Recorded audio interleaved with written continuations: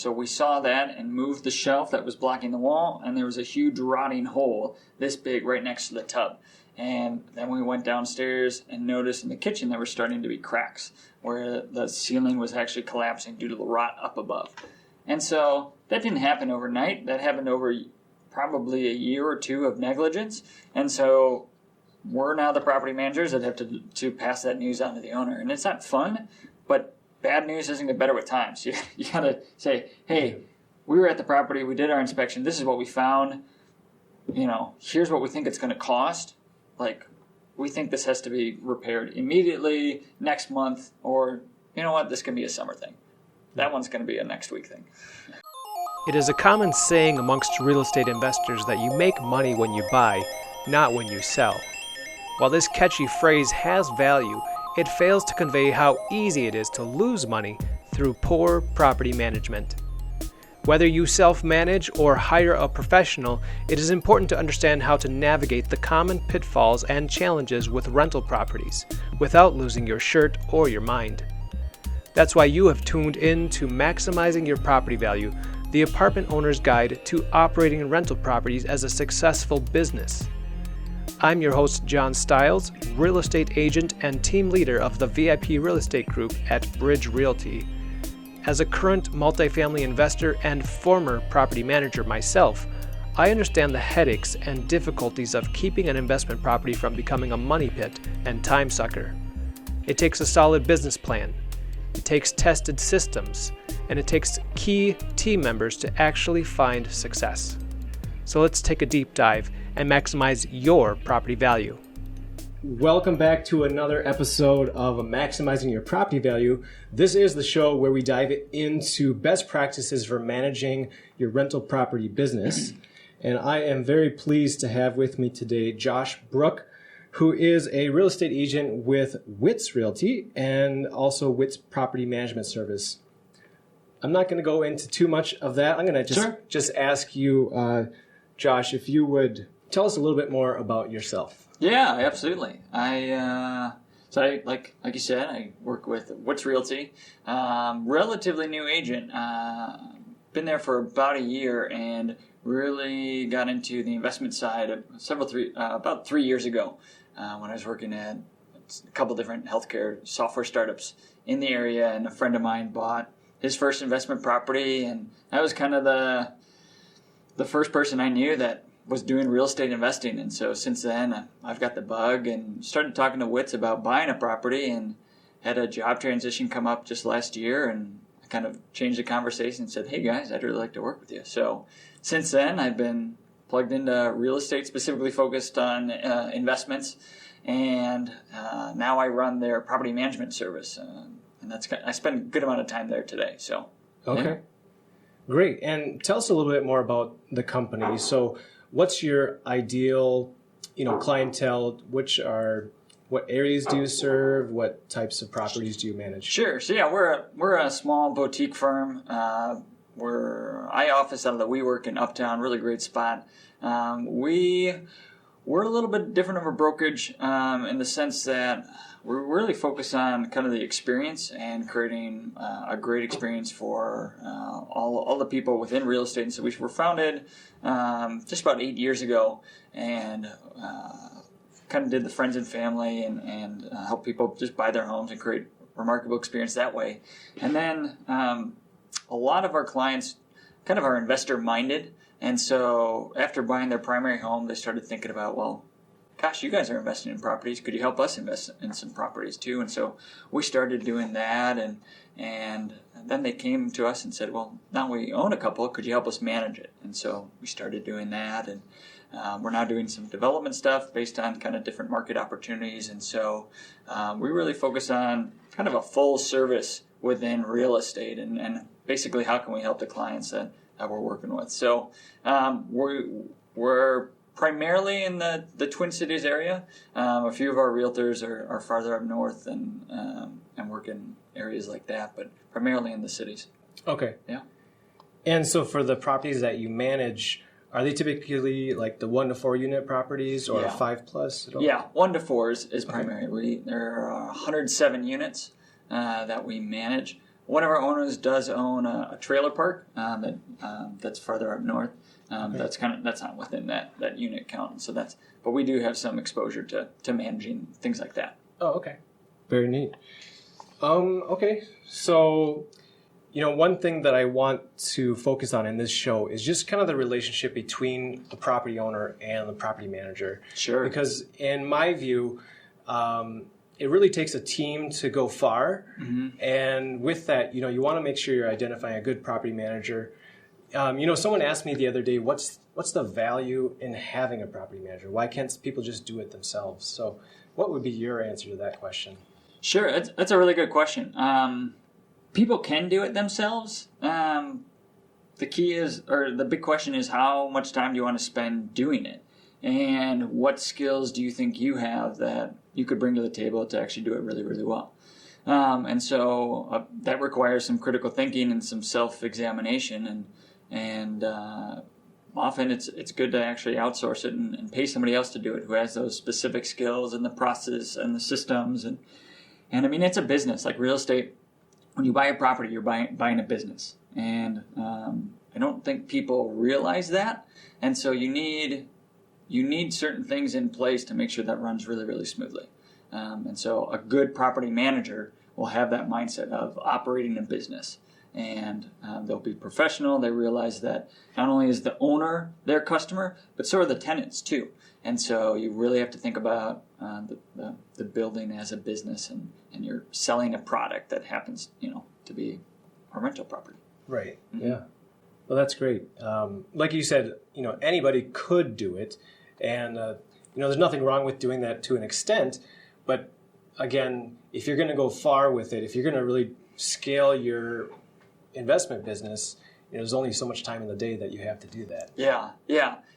It's funny. A lot of times, I don't know if you follow like a lot of financial investment blog posts or like some in the FIRE community, so financially independent, retire early. I subscribe to a lot of them, and I feel like everyone is always talking about their side hustle, and so like they've retired early, but then they work a million jobs just trying to make a little side income. And real estate, specifically in property management, it's kind of the same way as like, oh, I'm investing in this real estate to retire early or create passive income, except they're working crazy hours and they're tearing their hair out, and their family hates them because they're working all the time. And a big thing people need to calculate is their hourly wage, and how much is your time actually worth? Well, and property managers, they're not that expensive. The expensive stuff actually comes from bad property managers and just not doing a good job. That's where the big expenses come in. A good property manager will more than provide enough value for the cost that they're worth. So, yeah, well, that's a great point then. So how would you tell the audience is a good way to tell a good property manager from a bad one? One is just communication. A big thing that we try to do is set expectations and communicate upfront what's going on with the property. So being proactive and just say, hey, here's what happens, here's what we're planning to do, and here's how we expect that to come out. So really when you interview them, you can ask them questions, and based on their responses, you'll be able to gauge, are they effective communicators? Do they seem proactive, or at least have they been in situations that they have a good answer for the question that you're running them through? So the proactive communication is a big piece. Second is just having processes in place. A lot of property managers kind of just fly by the seat of their pants, and it feels like they're running around all over with their hair on fire. And you kind of just feel that when you're talking with them. It's like, we're talking right now, but I feel like your mind is all the way over. And just like listen to that in your gut, because a lot of the property managers, well, we're kind of all answering the question the same way. It's more how you answer it, and do you have stories to back that up to show that you've actually done it. So that's a couple tips that I would use when interviewing a property manager. Yeah. Well, I can relate to that. I don't think I told you this earlier, but I used to be a property manager. Oh, okay. I had a portfolio that I was in charge of, and I can totally relate to kind of having my hair on fire, running all over the place. But it's important to have systems for how you're going to handle these different problems, mm-hmm. and respond to them so you don't go crazy. Yeah, absolutely. Yeah, property management is not a stress-free job. And good property managers know how to handle that stress and push it back onto the systems that they've created. Yep. Oh, very good. So the next part of my show is called Tenants Make Me Laugh. And I hope that means you're thinking about something, because I'm going to ask you now, what's a story in your experience? I know it's been only about a year or so, but what's a situation that you've come across where, you just can't make this stuff up about things tenants say or do or something like that? Yeah, there are a few. You get to see a lot. Some of them are funny and some of them are sad. I think that's one of the things that I really think about is, as a property manager, tenants are also my customers, and so I'm always careful, like how I approach them, and even how I talk about them is like they're not just commodities. And I think a lot of property managers treat tenants like commodities, and they just plug and play. Specifically, when you're offering housing to lower income families, so they might participate in a voucher program like Section 8 or things like that, and so they just kind of go through tenants and things like that. And so some stories, it's like, well, that was actually really, really sad, and I feel bad for that person. And so you try to communicate with empathy, but then also always try to find resolution. And then some stories, it's just like, man, you just can't make that up. So just the other day, we were at a property doing our fall inspection, and let the tenants know, many days in advance, like, hey, we're coming, we're going to be in each one of your units, we're going to be looking at the common spaces, we're going to be outside, kind of prepping to make sure that there aren't any major things going wrong before winter, but then also planning what big projects are we going to have to do in the summer and communicate that back to the owner.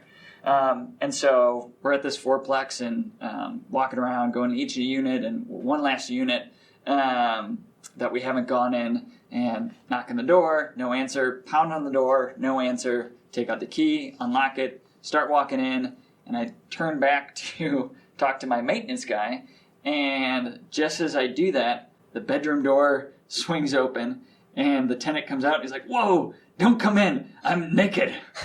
And it's like, whoa, okay. So we quick left and gave him a couple of minutes to get dressed, and that was just one of the things you can't prepare for that. So.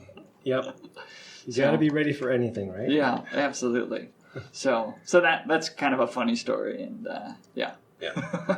Well, I appreciate that, and I appreciate what you've prefaced it with as well. Mm-hmm. I think that's really important, and it kind of ties into my next topic, which is customer service and relationship management. So how do you see customer service in general, and then maybe specifically to your tenants, and then specifically to property owners? Sure. So I'll preface this saying we manage actually quite a few different types of properties. Some are in South Minneapolis, some in Roseville, some in East St. Paul. We have a couple coming up in North Minneapolis, and so very, very different types of tenants, very, very different types of properties. And so it's understanding, again, to think about it as a business, it's understanding how to best match the product that you have with the right customer. Product being the unit, customer being the tenant. And so that's what we try to do. And so customer service should be the same. You're just going to have a different type of product. So the product might be a not very nice. When I say not very nice, it means just you don't have a lot like really nice carpets or countertops or beautiful cabinets or things like that. That doesn't mean that the service should match that product. You shouldn't necessarily have different tiers of service. So that's something I want to stress. And the big thing that I really try to push is you treat people like people. And so one, that means you treat them with respect and dignity, but then you also recognize that people lie. And so you trust, it's kind of like that old saying, you trust but verify. And so you listen to what they say, and then you actually have to go check to make sure that's true. And so that's kind of our approach to customer service. And that actually goes a long way. As soon as you stop viewing tenants as commodities and recognize like, wow, this is a customer in front of me right now. How can I create a remarkable experience for them? Because, people forget, especially homeowners who have lived in the same place for a long time, how stressful moving is. Nobody likes moving. And so a big thing is, how can I communicate effectively and clearly to make this a stress-free transition for the tenant who's either moving in or moving out? And that goes a long way. And so those two things kind of bookending that experience, the move in and the move out, that goes a long way to creating a great experience for the customer. And then within there, it's setting expectations, and it's saying like, hey, I expect you to pay rent on time. And if it's not, here's what's going to happen. And so, again, just communicate expectations on the front end. And that goes a long way. Yep. Can you give an example of the move-in procedure that you have that really helps to set that experience? Yeah, so the big thing that we do is we require a move-in inspection that the tenant actually fills out. So there, what the tenant is doing is actually inspecting us and making sure that the unit is clean, and we basically set the bar. And so we say, hey, this unit is available for rent. This is the finished product. And so at that point, we give them a sheet and say, hey, can you inspect this product? Because this is how we want it to be returned to when you leave. And so that's kind of what we do on the front end is they have the sheet of paper, they're marking stuff on it, and then they send it back to me, and we look it over, and generally I say, okay, great, this is the standard now. When you move out, I'm going to take this sheet, and I'm going to walk through, and I'm going to compare it to the same standard that you did. And so that goes a long way of just communicating that. Other thing is explaining the maintenance protocol, really stressing we want to know about any issues that you have. Specifically when it comes to low-income housing or tenants that participate in a voucher program, you want to communicate, hey, we're not going to charge you for stuff unless you broke it. If the shower is clogged or there's a drip, let us know. We will fix it for free. Because if they don't report it, that's going to cost the owner potentially thousands of dollars. And so that's almost like a coaching technique where you need to really come alongside them and say like, hey, are you happy? Is there anything going on that we should fix for you? And take that extra mile to communicate, you're not paying for this. We're making sure you like the place you live. Yep. Well, I think that's really important what you've said, that you have to reach out to ask those questions. I know from my experience, there's been so many times where the tenants have an issue and they kind of just deal with it. Mm-hmm. And then later on, they're like, well, you never fixed this and this and this. Well, maybe if you told us about that, it would be we'd be able to respond to it. But, so. That's definitely a big one. Then they come back and point the finger at you, and that's just not a fun experience as a property manager or for the tenant as well. And so you got to be proactive. Yeah. Mm-hmm. Very good. Now I want to kind of switch to the customer service related to the property owner. Sure. And I don't know if you've ever heard it said this way, but a lot of property investors talk about managing the manager. Yeah. So, how do you see yourself as kind of a part of their team and your role in their investment business? Yeah, that's a really good way to put it, managing the manager. I've noticed, so again, even from the owner standpoint, there's a lot of different owners. We work with quite a few out-of-state investors, California, Tennessee, Texas, DC, like just pretty much coast to coast. And depending on their relationship with their property, they're going to want different levels of service or different levels of engagement. And so again, I'm not doing it based on how large their property is and how much they're paying me. I'm going to do it based on what they want. And so we have clients that, are in other states that really all I do is I give them a heads up if there's a large maintenance bill coming, and they say, great, thanks for letting us know.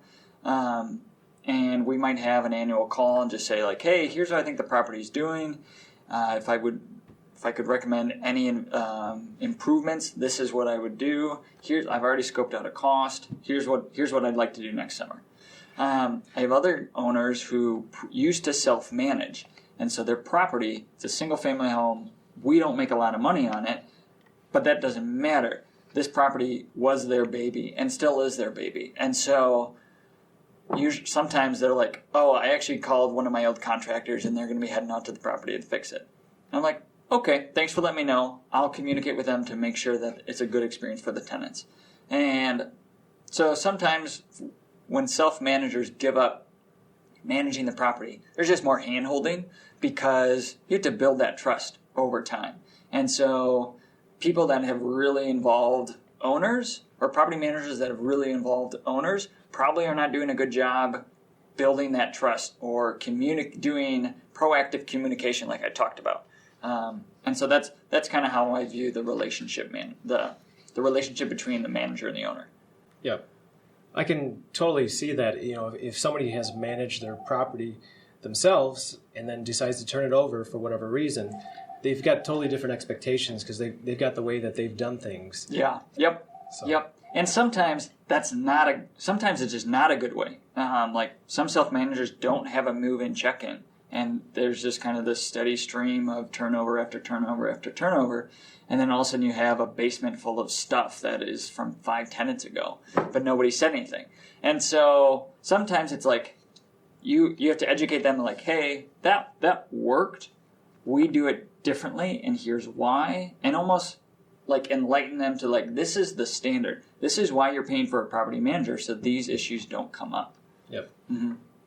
Very good. I think that's really great insight. Okay, so the next part of our show, I actually have a question from our audience. Awesome. That was not planned at all, actually. So I'm just going to hopefully get this up here. And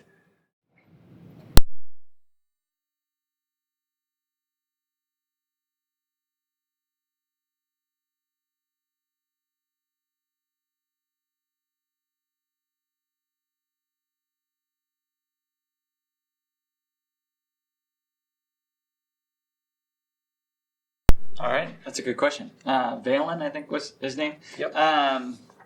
So for that, Valen, what I'd recommend is do a little investigation on the front end. And one, do you actually have it in your lease that it says no pets? Sometimes that's a big miss that people don't do, and they forget to add that to the lease or have that addendum attached. And so do your homework on the front end so you don't come in and start pointing fingers. And then if you do have that clause, notify the tenant, say, hey, it's been reported, or we see that you have an unauthorized pet per your lease. You cannot have that. And usually what we recommend is having some sort of per incident fee. So it's very clear, like, hey, this is a $50 fee. It's non-refundable. We're going to charge you, add it to your bill. We're not taking it from your security deposit.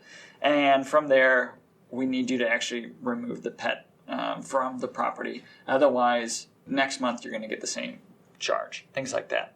So, but you got to do that homework on the front end and make sure that you don't miss that on the lease. Yeah, that's really important. Make sure it's in writing. Mm-hmm. Make sure they've agreed to it. Setting expectations up front. Yeah. But even when those expectations are set, sometimes tenants just decide to do their own thing. Yep, absolutely. We have that exact situation at the property, and I was inspecting the property yesterday, and that's how I found out. And so I gave her a verbal warning. Tomorrow, I'm going to send her a written notice that you can't have that. And next time I go out there, or if I get reports from other tenants, that's when I'll add that charge. Okay. Mm-hmm. So you do give them a little warning first. Mm-hmm. Yeah. Yep. Okay. Wonderful. Well, I just want to talk to our audience quick. We would really appreciate your participation in the show. And so that's why we have a little section here, question from the audience. And if you've run into any scenario with your properties that you invest in, and I'm sure if you have some, then there are scenarios that you're like, what do I do with this situation? We'd love to have you submit your question for our next guest. And so just look to the show notes for just some instructions for how you can submit your question. So thank you. Okay, so the next thing I want to talk about is maximizing a property's income. Sure. Typically, at least in larger properties, the value of the property is really based off of the net operating income. So income minus expenses, of course. Mm-hmm. On smaller properties, 1 to 4, it comes into play a little bit, although the comparable sales influence it as well. Yeah.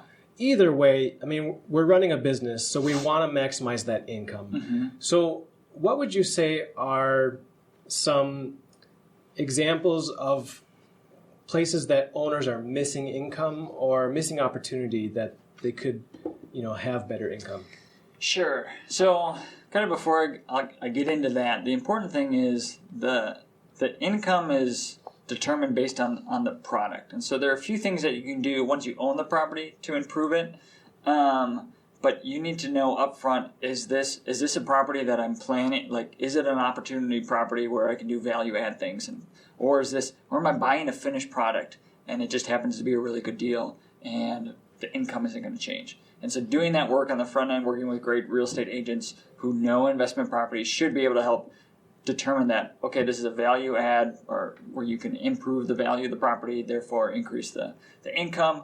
Or, hey, this is a pretty much set deal. It is what it is. You're not going to be able to get a lot more for it. Oftentimes, into your actual question, things like utilities are an area where you can explore. The ideal situation is where you have split utilities, like at a duplex, where it's very clear who's using what, and you can charge for that. A lot of times, that's not the case where you have split utilities, and so usually the owner just eats those costs. What you can do actually is there are different ways to do it. One approach is you can take the 12-month average of the water bill or the electrical bill or whatever utility and divide it per month and say, Mr. Tenant, Miss Tenant, this is how much we're actually going to charge you on it's based on an average cost. Here's the 12 month or the bills from the last 12 months. Here's how we came to that number. We'll show you each month what the bill is, and that's a lot of that is actually required by law to do that. Mm-hmm. But that's one approach to pass on expenses. Your question was about income, but that's one way that would actually change the net operating income. Yeah, mm-hmm. No, for sure. Even though it's related to expenses, definitely is another income revenue stream. Yeah, yep, absolutely. Another thing, one thing we're doing at our fourplex that we manage is looking at storage opportunities. The basement currently isn't being utilized, but we could use it for storage. And so if we put up different lockers for tenants and have a storage unit, what's their appetite even paying an additional $25?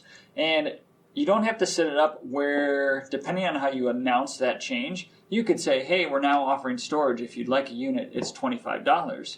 Or you could say, maybe it's up when their lease comes up for renewal, you can say, hey, we're actually adding some improvements to the property. You're going to get a storage unit, but the rent now is going up $25. And talk about it as like, we've actually dramatically improved the quality of life by adding the storage unit or parking spots, things like that, where it might be tricky to pay for that specific thing, but if you just say, and rent's going up $25, $50, $100, kind of depending on the situation, that's another way to do it where it's almost easier to sell. Yep. A lot of those South Minneapolis 4-unit buildings, their basement is wide open, mm-hmm. and like you mentioned earlier, it can get filled with old tenants' stuff that's moved out and abandoned mm-hmm. if it's not, kept up. So I think that's a great idea to be splitting off sections and then making either, like you said, either make it a part of the rent mm-hmm. or charge separately depending on need. Mm-hmm. And that's where you can kind of look at the property, kind of figure out the tenants, what's going to be the easier sell. Is it easier to sell this storage unit by itself at $75, or is it easier to sell the unit plus the storage at this new rent amount? Yep. And that's why it's good to have a property manager who can feel out the tenants. Yep. Very good. Okay, so then I'm going to move on to expenses and how do we keep those under control? Because I think the fear that a lot of investors have is if they turn it over to the manager, their expenses are going to just go crazy. Yeah. Because the manager's going to want to fix everything and want to make improvements, and then they're going to try to maybe make some money off of the markups. Yeah. So, I think that for me, even for a lot of owners, that might be one of the big objections for hiring a manager. Sure. So how do you as a company keep those costs under control? So that's where that's kind of where you take a step back and you actually look at the incentives program and figure out how you can align the interest with the property manager and the owner and the tenant. And so some property managers, the fee structure is usually a fixed monthly fee, and then there are other different components, usually a percentage or all of the first month's rent, things like that. And we look at that, and specifically the first month's rent or a percentage of that, we view that as a misalignment in incentives for the manager and the owner. Essentially, the manager is getting paid to have high turnover there, and so you as the manager, you're like, I don't really care the quality of the tenant, because if I have to kick them out, I get more money when I move a tenant in, so I don't really care. So that's a misalignment too. On the maintenance side, what you want to do is, when you're interviewing a property manager, talk about how do you handle maintenance, how do you have your contractors. On all the different investor forums, the biggest questions are often, does anybody have a guy who can do this? Does anybody have a gal who can do that?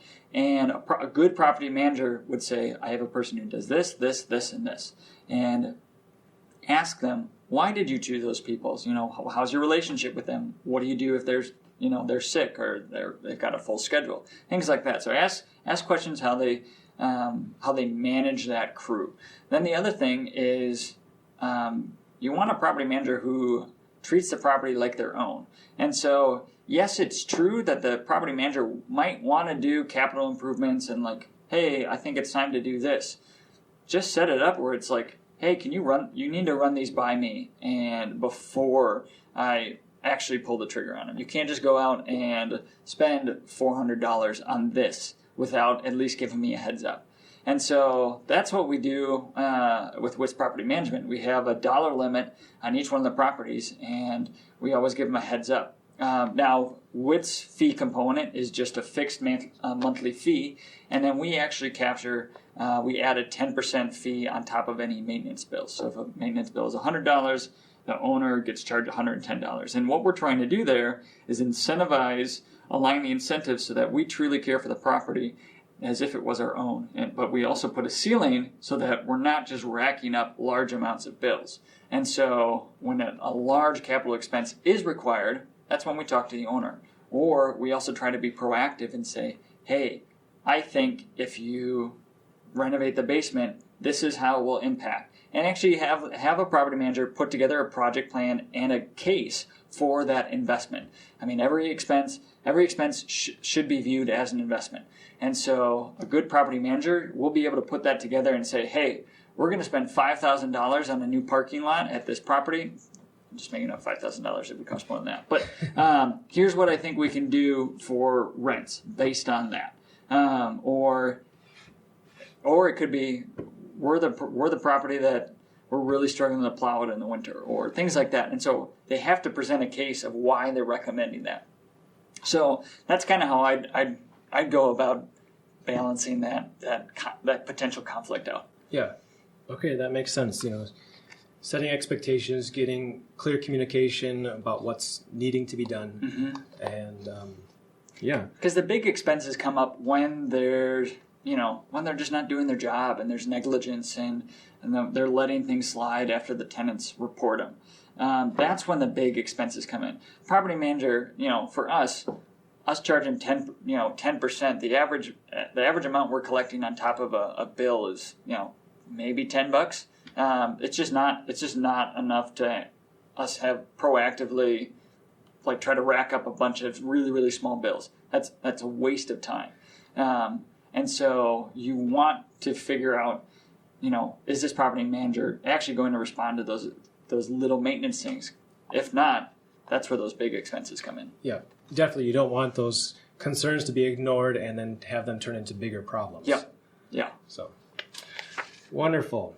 So now I want to just ask you about what's your role as a property manager when an investor is either buying a property or selling a property, and how do you help them out in that process? Yeah. So let's say one of our owners wanted to sell their property, really what I would help them do, and I'm in a unique situation because I'm also a realtor. So let's just pretend I'm not, though. What my job would be as a property manager is actually work with the agent to present a case. So let's just say one of my coworkers had a really good relationship with the owner, and they're the representing agent, and I'm just the property manager. Let's use that example.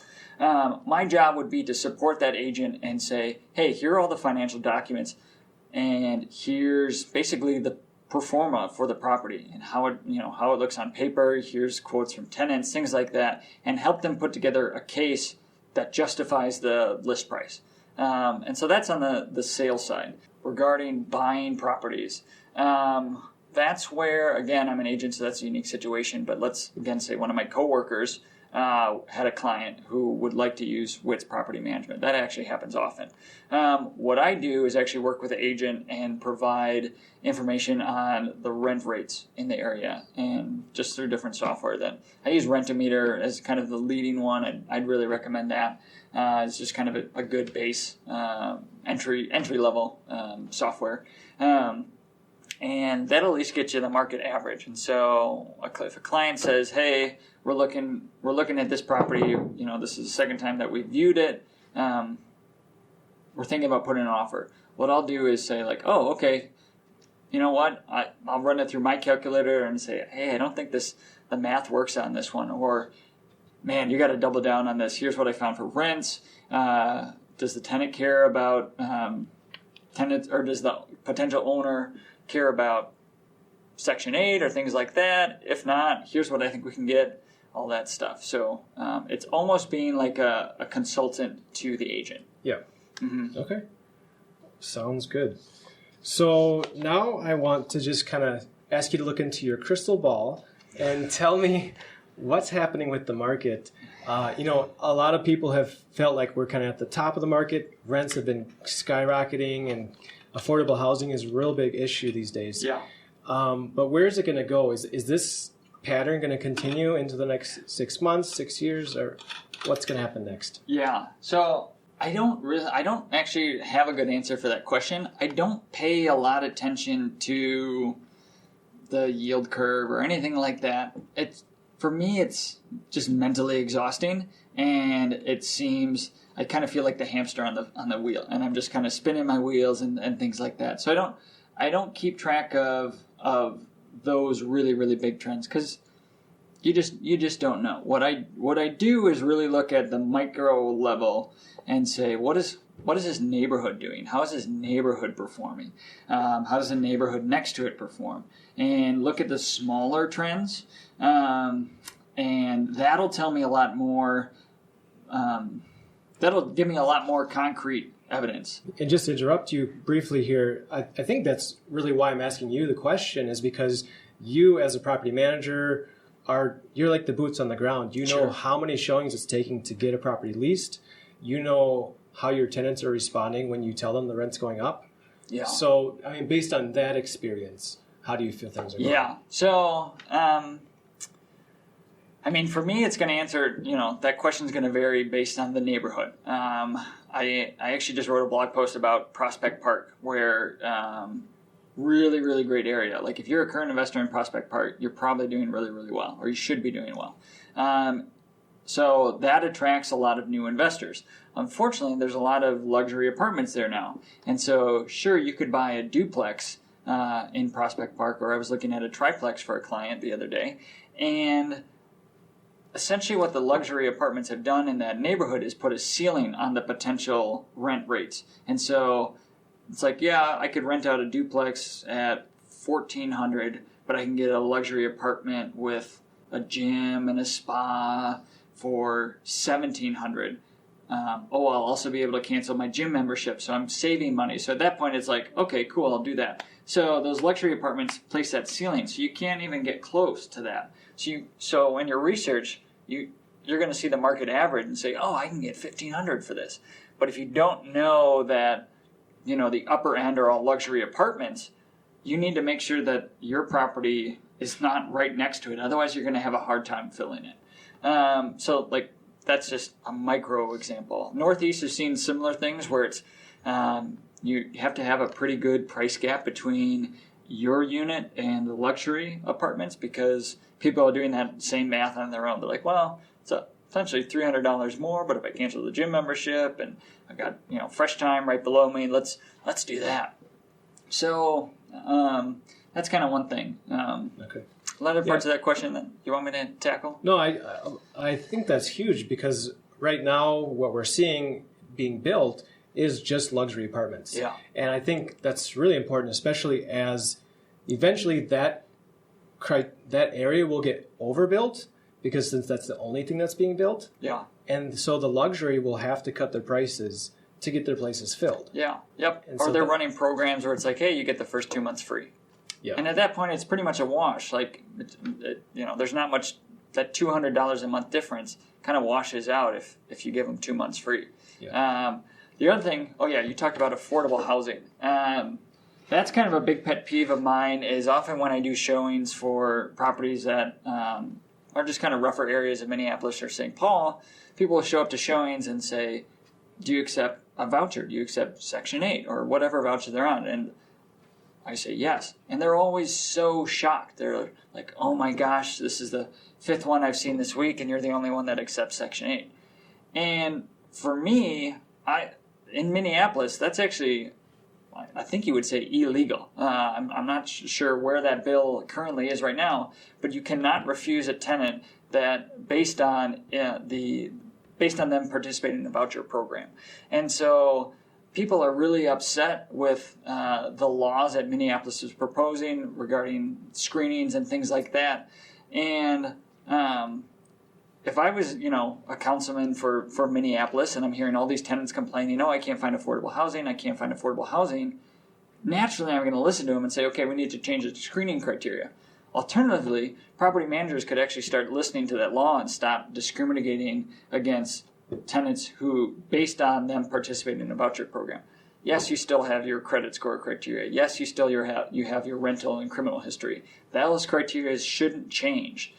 The only thing that will change is, is their income being provided or is the rent being written by the city of Minneapolis or St. Paul, or is it them? And it doesn't matter. The money's still the same. And you still do all your processes and, do your checks to make sure they're not beating it up. And so on the affordable front, there's a huge opportunity to offer housing to people who participate in the Section 8 program. We are working with investors to really help them grow that portfolio because there's a huge market opportunity. You can get the properties really cheap, the rent can be really high, and it's guaranteed rent. And a good property manager will know how to prevent those properties from getting run down. Yeah. And so I'm not kind of afraid of what's going on in Minneapolis. I think it's actually an opportunity. So I'm kind of running into it when a lot of people are like, Minneapolis sucks. Yeah. Yeah, that's a really hot topic these days. I went to the hearing the other day about the rental criteria screening. Yeah. I don't want to get into it all right here. Okay. But we can talk about it afterwards. big issue there. So, and I like your perspective on it, though. When things change and people are running away, that can very well be a good opportunity to run the opposite direction. Yeah, absolutely. Yeah. So, something you touched on there brought me to another question, which is going backwards a little bit in our conversation, but ways to make sure that your property is not falling apart, So the question is, how often do you recommend either the owner or the property manager actually visit and get actual eyes on the property to make sure it's not being neglected? It's really up to the owner. I would say if the owner wants to get involved, always give the property manager a heads up. It's kind of like, so if the property is the business, the owner is basically the CEO. And I mean, it would be the equivalent to the CEO just showing up at a sales meeting and say, hey, I'm going to take along for the day, and not giving any heads up or not having any context for what's going on in the business transaction. And so for all you people like out in the professional world, that would be the worst thing ever. And so for a property manager, it's the same thing. When you get that email and the owner says, oh, I swung by the property the other day and I noticed these things, it's like, whoa, like, okay, one, I was supposed to give the tenants notice, like all these things, and it's like, dude, you got to tell me that. So one, if the owner's going to visit, just give the property manager a heads up. Say, hey, I'd like to see it. I'm thinking Tuesday at this time. can you let the tenants know? Property manager's going to say, sure, I'll meet you there. For property managers to visit, it kind of depends on their skill set and what other things are going. I actually push a lot of stuff to our maintenance team. We got a really good maintenance guy, and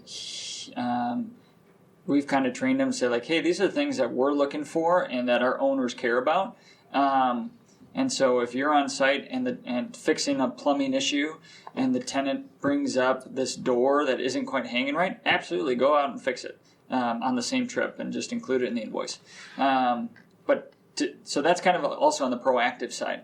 I try to get out to a property at the very least in a very formal way twice a year. You do it in spring and you do it in fall. And so that's a very like formal, I have an actual checklist, I have my handyman at my side, and we're actually looking up, and we're going in the attics, we're going in the basements, and we're being, very involved. We're spending, a good amount of time at each property. So that's an all day activity. So, but other than that, it's you kind of just have, if you have a team, like we work with leasing agents who, I kind of say like, hey, how did it look? Or like, how the tenants feel as they were, walking through it, or the applicants. And you kind of work with the team and you train people to be your eyes and ears. And that goes a long way, because like, just as an owner, you're going to miss stuff. Or you're going to say like, oh, that's always been that way. And someone new might say like, I don't know if it's supposed to be that way. So, yeah. Mm-hmm. Well, yeah, I think that's good. Having different perspectives give you feedback. And I really like that you said that you, as a manager, make a point to visit the property twice a year at least. Yeah. And that's basically like a full inspection. Like if I was going to sell the property, that's the type of inspection that I'm doing. And obviously, City Minneapolis comes and does their inspection. I'm going to be there for that. When Section 8 does their inspection, I'm going to be for that. And so outside of those, I'm going to have two very formal email all the tenants, hey, I'm going to be here basically all day looking at everything. So I'm going to be under the kitchen sink. I'm going to be up in the attic, like I said before.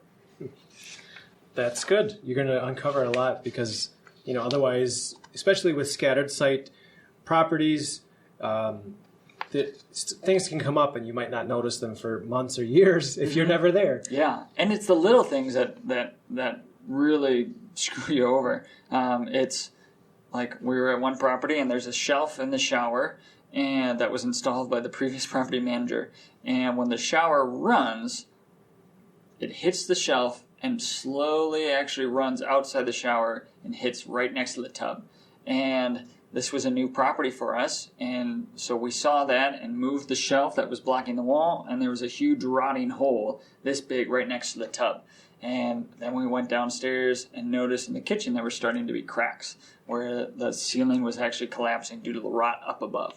And so that didn't happen overnight. That happened over probably a year or two of negligence. And so we're now the property managers that have to pass that news on to the owner. And it's not fun, but bad news doesn't get better with time. So you got to say, hey, we were at the property, we did our inspection, this is what we found. Here's what we think it's going to cost. Like, we think this has to be repaired immediately, next month, or, this can be a summer thing. That one's going to be a next week thing. That phrase you just said probably is something good to repeat as a property manager on a weekly, if not daily basis, that bad news doesn't get better with time. It just doesn't. Like, that's one of the things, like, self-managers, they do is they carry all that stress. And property managers have that same amount of stress, but you have to go tell somebody else about it. Like, hey, this is your property. This happened. And that's a big thing. And a good property manager will take that very seriously. One reason why I got into real estate, I used to be in sales, doing business, B2B sales, working with businesses. And one reason I really liked real estate, it's very personal. This isn't funny money, or it's like not one company's money giving it to another company. This is people's personal assets. And that's a really, really real thing. When I tell an owner saying, hey, we had a repair on one of your appliances, it's going to cost $200, and that owner says, could we split that into 2 months? I don't have $200 right now. That's a serious thing. And So that's always a good reminder. Is this is people's personal money, and they're betting a lot that it's going to work out. And so, as a property manager, you better show up. Yeah. Wow. Good stuff. Okay. Well, we're going to wrap up the show here. I appreciate all the insights and knowledge you've brought here. Absolutely. Before I let you go, though, I want to just give you a chance to share a little bit more about yourself and have the audience kind of get some insight into who you are. Sure. So my first question for you is, why do you get up in the morning? Why do I get up in the morning? One, I love mornings. I'm married, and my wife doesn't let me set the alarm before 5:30, and so I just love working with people. I love solving problems. That's really why I love working with people. Okay, great. And so my second question for you is, what's a either event or person in the past that's been pivotal to creating, making you who you are today? There's a lot. Well, my faith definitely impacts a lot of what I do. And a lot of people have poured into me. A lot of really, really good mentors. People at Wits, really great guys. They've taught me a lot. A lot of really good coworkers. I don't think there's one particular person, but there's been a lot of people that have come alongside me and knocked some sense out of me. And yeah. Okay. Wonderful.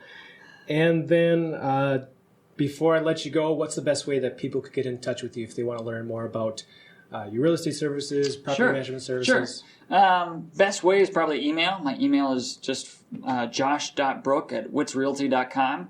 I also try to share a lot of my thoughts around real estate investing on a blog. It's miniinvestor.com, MINNE, investor, like Minneapolis or Minnesota investor.com. But to personally reach out to me, email is great. Love grabbing coffee or grabbing a beer and talking with people. Okay. So wonderful. Well, I appreciate you being my guest today. John, this is great. This is really fun. Wonderful. And then I just want to talk to our audience briefly here. If you learned anything today or got a good idea how to manage your property better, just consider commenting. You can comment on our YouTube video. You can comment on the Facebook page. And we'd really appreciate you helping us get the word out about this new show by using iTunes and putting a rating and review on there. And that's really how we can get the word out to more people. So thank you for listening or watching, and I will see you next time. Make it a great day. Hey, John. Just wanted to thank you again for inviting me out on your podcast. It was a lot of fun, and really glad we had the chance to talk. One of the things that we did talk about during the interview was self-managers not fully understanding the criteria when it comes to screening tenants, and especially with some of the new regulations that came out, the new ordinances in Minneapolis. This is an area that I really care about and want to offer to pay for the seminars that Homeline Minnesota puts on. It's a really great organization that have a good workshop for property managers and understanding the laws in Minnesota. So the best way for people to sign up for this is actually reach out to me, and I'll go ahead and pay for the class. My email is josh.brook@witsrealty.com. And Brook is BROOK, and Wits is WITS. So just email me at josh.brook@witsrealty.com. The opinions shared on this show are for informational purposes only and should not be taken as a solicitation for representation or investment in any specific offering. Please consult with your financial, legal, tax, and real estate advisor before making any investment decisions. John Stiles is a licensed Minnesota real estate agent with Bridge Realty. Thanks for tuning in to Maximizing Your Property Value, the apartment owner's guide to operating rental properties as a successful business.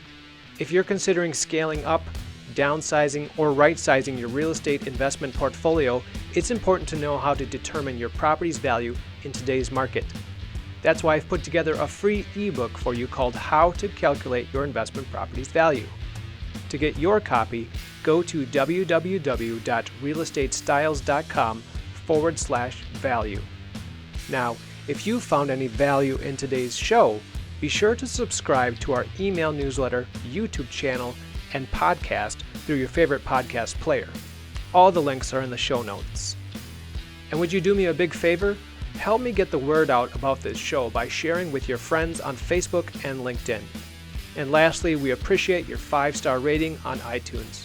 I really appreciate you and wish you the best in your real estate investing career. Signing off, I'm John Stiles with Wits Realty. Make it a great day.